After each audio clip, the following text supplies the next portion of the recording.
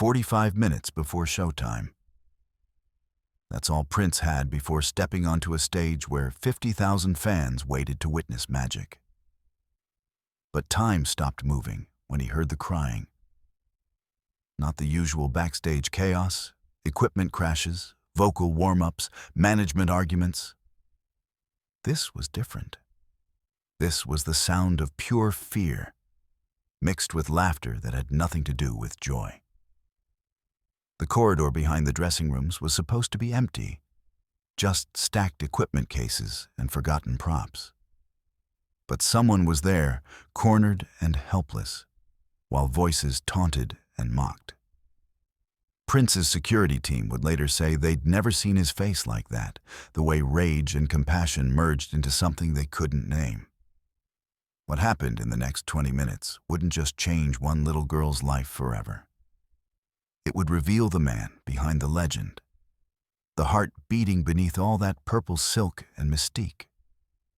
If you want to discover more untold stories about music legends, subscribe now and join our community of true music historians. The year was 1987, and Prince stood at the absolute peak of his powers. The Purple Rain phenomenon had transformed him from an artist into a cultural force, someone who could sell out arenas in minutes and dominate radio waves with a single release. His Sign of the Times tour was breaking records across America, and that particular evening in Chicago promised to be another triumph in an endless string of victories. The United Center buzzed with anticipation, 50,000 voices creating a low rumble that penetrated even the deepest corners of the backstage area. Prince's pre-show ritual never varied. 45 minutes before the stage time, he would retreat to his private dressing room, a sanctuary decorated in his signature purple with mirrors covering every wall. He'd review the set list one final time, adjust his costume, and enter a meditative state that allowed him to channel the electricity he'd soon unleash on stage. His band members knew better than to disturb him during these precious minutes. The opening act had just finished their set, and the stage crew was already transforming the platform for the main event. But on this particular night, something disrupted the sacred routine. The sound reached him as he stood before his mirror, fastening the intricate clasps on his purple jacket. At first, he thought it might be part of the ambient backstage noise, the constant symphony of voices, equipment movement, and distant music that formed the soundtrack of any major concert. But then he heard it again, clearer this time. Crying. A child's crying, raw and terrified, punctuated by something that made his blood turn cold. Adult laughter. Prince paused, his fingers frozen on the jacket clasp. The crying continued, and underneath it, he could now distinguish voices. Male voices, several of them, speaking in tones that dripped with mockery and casual cruelty. The words weren't clear yet, but the intent was unmistakable. Someone was being tormented, and the tormentors were enjoying it. The corridor that ran behind the main dressing rooms was known as the service hallway, a utilitarian space where equipment was stored and technical staff moved between stations. Most performers never ventured there. It was the unglamorous skeleton of the venue, all concrete walls and harsh fluorescent lighting. But Prince knew these spaces well. He'd spent years playing smaller clubs, where backstage meant a single grimy room shared by everyone. And he never forgot those days, even as his star ascended. He moved toward the sound, his purple boots making no noise on the concrete floor. As he rounded a corner, the scene before him crystallized with brutal clarity. 5 men, all wearing crew badges that identified them as local stagehands hired for the night, had formed a semicircle around a small figure pressed against the wall. The child couldn't have been more than 8 years old, a little girl with features that immediately told him she had Down syndrome. Her face was streaked with tears, her eyes wide with fear and confusion. and she clutched a stuffed purple rabbit to her chest as if it were a shield. The men were laughing, one of them mimicking her movements in a grotesque pantomime, while the others egged him on. Their words hit Prince like physical blows, crude jokes about her appearance, mocking questions about how she'd ended up backstage, suggestions about what they should do with this lost retard who'd wandered into their territory. What happened next would become legend among Prince's inner circle, a story told in hushed tones that revealed the man behind the carefully constructed public persona. Those who witnessed it said they'd never seen him move so fast. One moment he was 10 feet away, the next he was directly between the men and the child, his small frame somehow filling the entire corridor with presence that made the stagehands stumble backward. Prince's voice, when he spoke, carried none of the melodic quality that made his singing voice famous. It was cold, flat, and absolutely terrifying in its control. He told them exactly what they were: cowards who found strength in numbers and victims in the helpless. He told them they were fired, that security would escort them from the building immediately, and that if he ever heard of them working another show in any venue anywhere, he would personally ensure their careers ended permanently. But what happened next surprised even his own security team, who'd arrived seconds after Prince. Instead of letting his people handle the situation, instead of rushing back to his dressing room to maintain his pre-show focus, Prince turned to the little girl and did something that seemed to come from a completely different person than the fierce warrior who just demolished 5 grown men with nothing but words. He knelt down, bringing himself to her eye level, and spoke in a voice so gentle it seemed impossible it could come from the same throat. He told her his name was Prince and asked if she knew who he was. The girl, still trembling, shook her head. That seemed to delight him. He noticed her stuffed rabbit, purple like his outfit, and commented on what excellent taste she had in colors. He asked her name, where she'd come from, and how she'd ended up in this maze of corridors. Her story emerged in fragments, interrupted by hiccups and fresh tears. But Prince never rushed her. His security chief kept checking his watch. 20 minutes until showtime, then 15. But Prince waved him off. The girl's name was Emma. She'd come to the concert with her mother, her first ever big arena show. And the purple rabbit was a gift she'd received that morning. During the opening act, she'd needed to use the bathroom. Her mother had taken her. But somehow, in the confusion of crowds and corridors, Emma had taken a wrong turn. She'd been lost for nearly half an hour, wandering deeper into the restricted backstage area until those men had found her. As Emma spoke, Prince's tour manager appeared, breathless and anxious. 10 minutes until showtime. 50,000 people waiting. The production crew ready to launch. But Prince wasn't moving. He asked Emma if she'd like to see something special, something that might make this scary experience turn into the best night of her life. When she nodded hesitantly, he stood and extended his hand.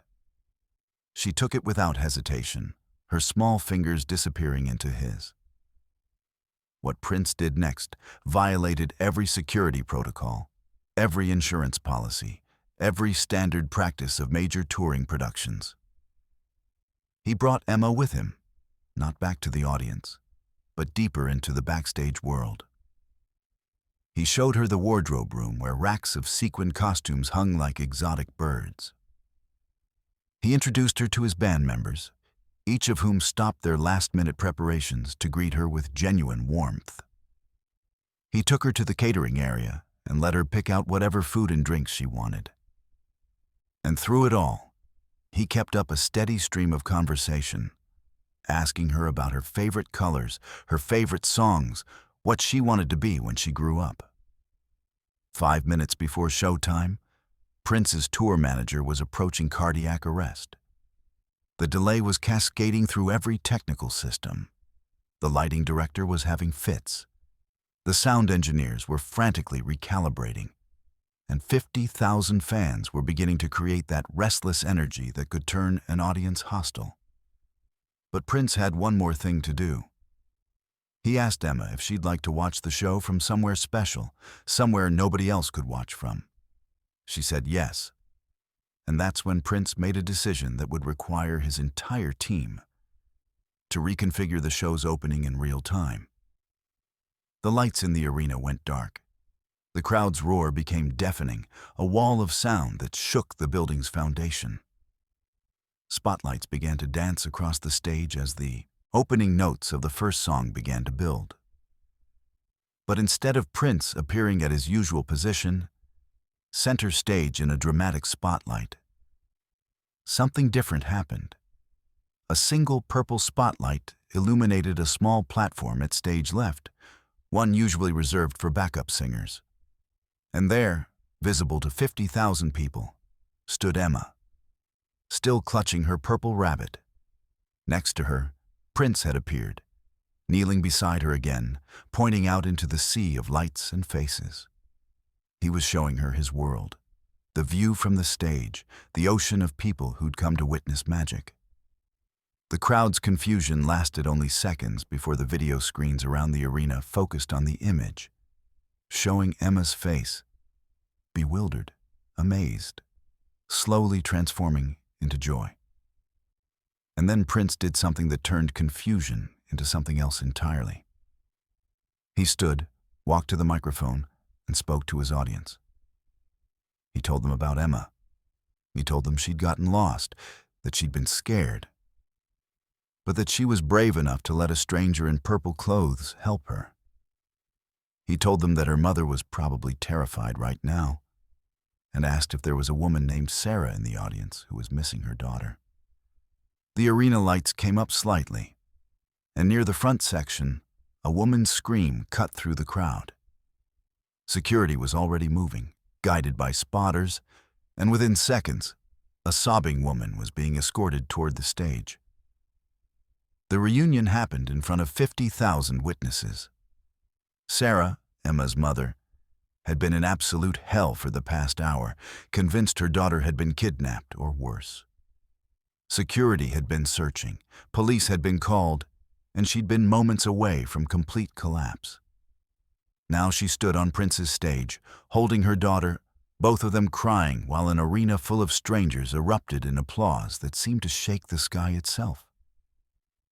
But Prince wasn't done. He asked Emma if she'd like to stay and watch the show from the side of the stage with her mother as his personal guests.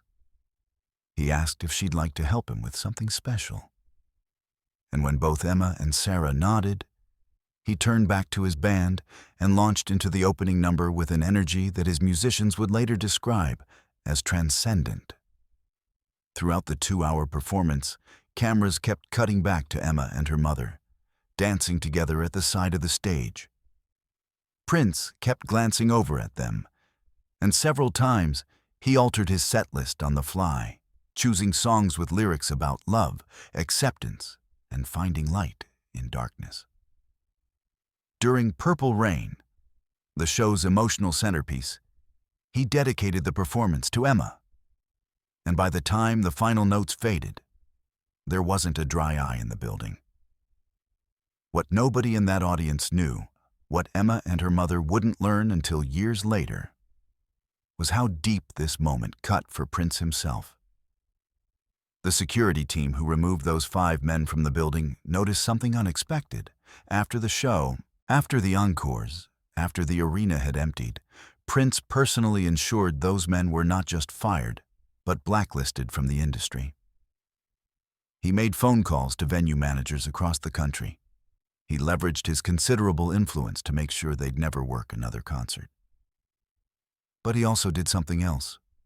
He arranged for Emma and her mother to receive VIP tickets to every one of his shows that came within 200 miles of their home for the next 5 years. He sent them merchandise, personal notes, and on Emma's birthdays, custom-made purple outfits that matched his own stage wear. He paid for specialists who helped Emma develop her cognitive and social skills. And he did all of this quietly, without publicity, without press releases, without turning it into a career-boosting human interest story. Years later, when journalists would occasionally ask about that night, Prince's answers were always brief.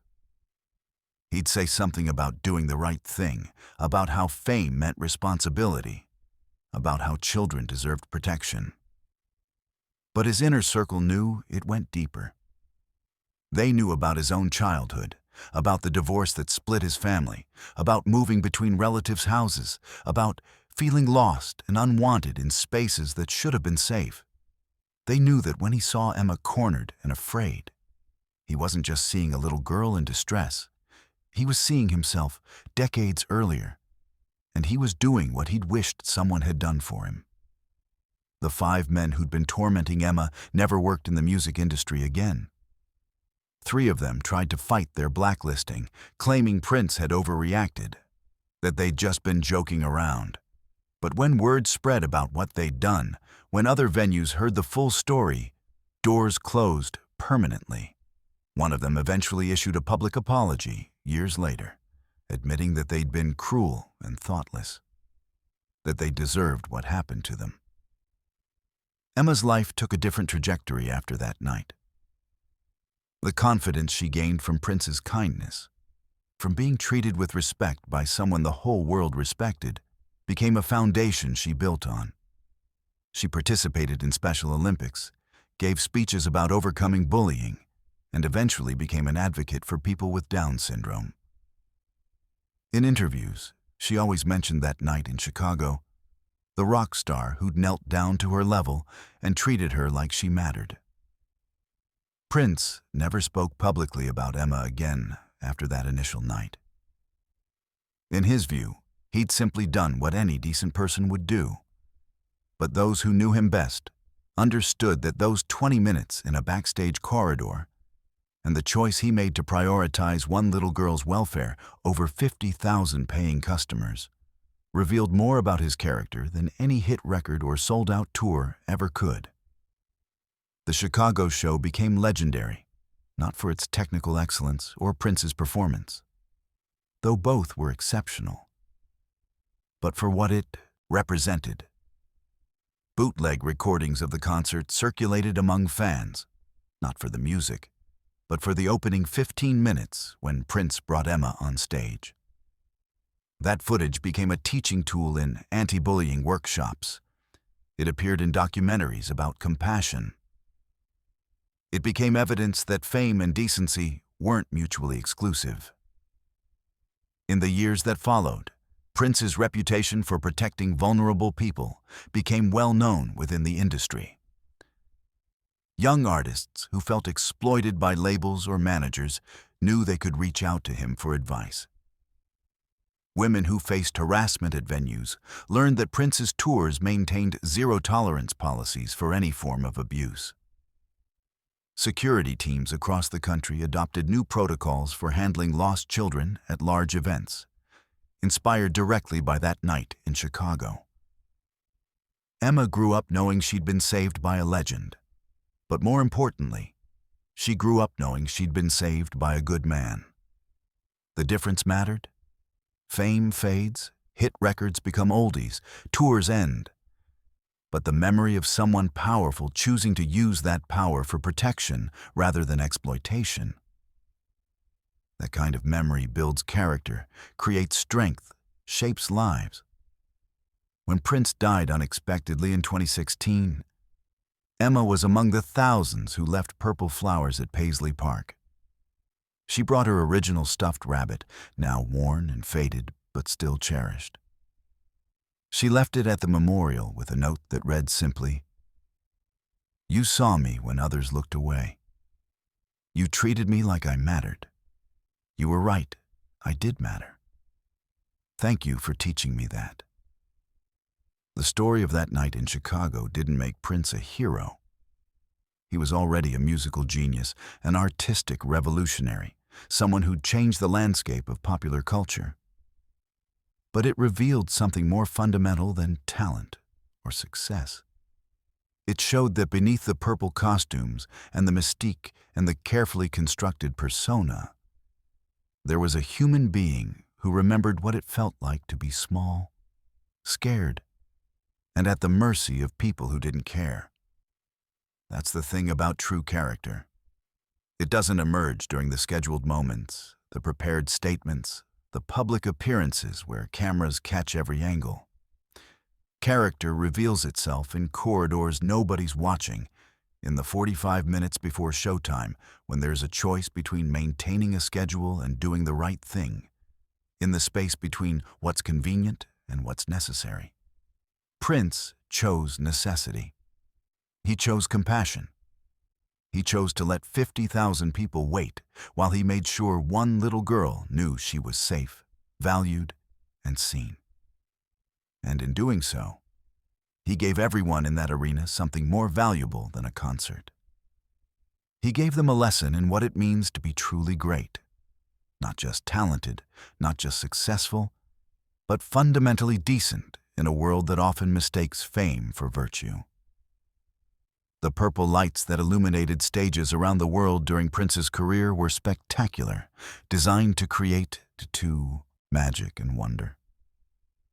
But the brightest light he ever created didn't come from theatrical equipment or special effects. It came from a choice made in a dark corridor, a decision to stop for someone who couldn't stop him, to see someone others had chosen to mock.